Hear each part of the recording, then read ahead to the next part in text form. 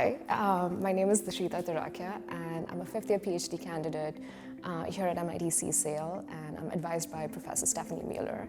In my projects, I basically focus on bridging the gaps between learning sciences and systems design. So what I tend to do is adopt theories from learning sciences, for example, adaptive learning, and apply it in the process of learning skills. So for example, learning motor skills. And the idea is to build systems that can adapt the level of difficulty as the learner progresses through their skill level.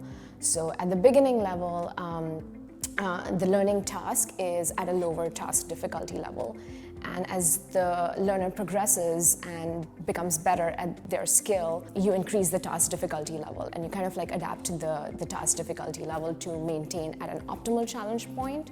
And the reason why you do that is because studies have shown that when you maintain the task difficulty at an optimal challenge point, it leads to higher learning goals. An example of that would be an adaptive basketball hoop, which changes the hoop height and hoop width as you get better at scoring baskets, for example. I built an adaptive basketball, and I built several other adaptive prototypes, and we tested for learning gains.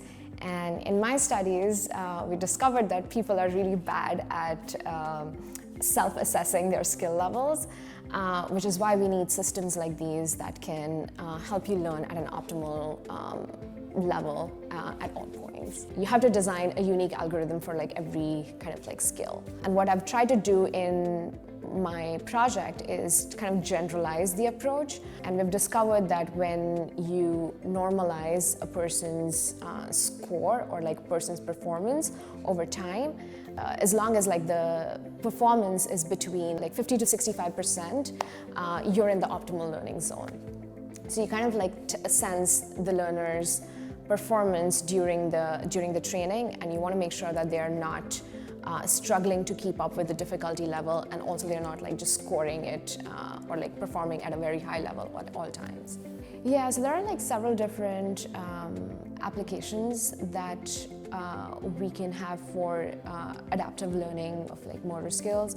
So obviously one set of applications would be in sports, but this is also very helpful in rehabilitation, especially for disorders that are degenerative. So you could apply the same approach but have a reverse sort of algorithm where when the person's or the patient's skill levels decline over time, you can still try to adjust the task difficulty so that you're maintaining it at an optimal challenge point for the learner's skill level. So that could be one application area as well.